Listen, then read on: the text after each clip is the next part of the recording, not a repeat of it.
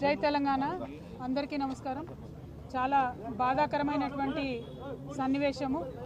ఈరోజు వాంకిడి ఆశ్రమ పాఠశాలలో మరి విషతుల్యమైనటువంటి ఆహారం తినడం వల్ల ఒకేసారి ఆహారం తిన్నటువంటి 30 మంది బిడ్డలు కూడా మరి సిక్ అయినటువంటి సందర్భంలో వారిని మంచిర్యాల నుండి నిమ్స్కి షిఫ్ట్ చేసి దాదాపు 15-17 రోజులు అవుతున్నా కూడా ఇప్పుడు నేను చూసొచ్చినటువంటి పాప ఇంకా కూడా వెజిటేటివ్ స్టేట్లోనే ఉన్నది.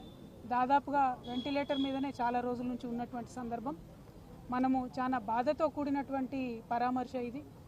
ప్రభుత్వాన్ని మేము డిమాండ్ చేస్తూ ఉన్నాం, విజ్ఞప్తి చేస్తూ ఉన్నాం. పసిబిడ్డల ప్రాణాలు పోతూ ఉంటే పట్టనట్టు ఉండడం సరికాదు.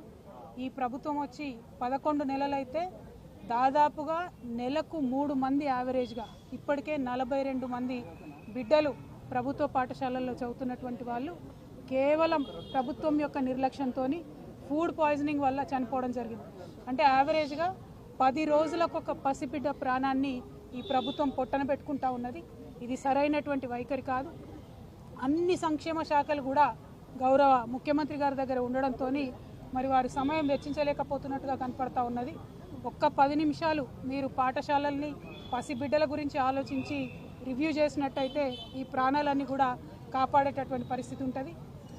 నిన్న పేపర్లో చూసాం, నారాయణపేటలో హాస్టల్లో అన్నంలో పురుగు వచ్చిందని చెప్పి పిల్లలందరూ ధర్నా చేస్తే స్వయంగా ముఖ్యమంత్రి గారు మరి రివ్యూ చేసిన తర్వాత తెల్లారి మర్నాడు కూడా మళ్ళీ అదే సీన్ రిపీట్ అయితే పిల్లలంతా ఇప్పుడు కూడా ధర్నా చేస్తున్నటువంటి పరిస్థితి మరి కనబడతా ఉంది.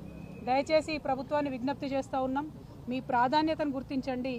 బిడ్డల ప్రాణాలు ప్రాధాన్యమైనటువంటి అంశంగా మీరు స్వీకరించి తక్షణమే చర్యలు చేపట్టవలసిందిగా నేను డిమాండ్ చేస్తూ ఉన్నాను. నేను ఎస్టీ వెల్ఫేర్ అధికారి గారు శరత్ గారితో కూడా మాట్లాడడం జరిగింది. మరి వారు మేము చూస్తున్నాము, అన్ని రకాలుగా చర్యలు తీసుకుంటున్నామని చెప్తున్నప్పటికీ ఆదిలాబాద్ టు ఆలంపూర్ మీరు ఏ ఒక్క పాఠశాల చూసినా, ప్రభుత్వ గురుకుల కావచ్చు, ఆశ్రమ పాఠశాల కావచ్చు, ఏది చూసినా కూడా ప్రతి పాఠశాలలో ఏదో ఒక ఇన్సిడెంట్ జరిగింది. ఈ 42 మంది పిల్లలు 11 నెలల్లో చచ్చిపోయింది.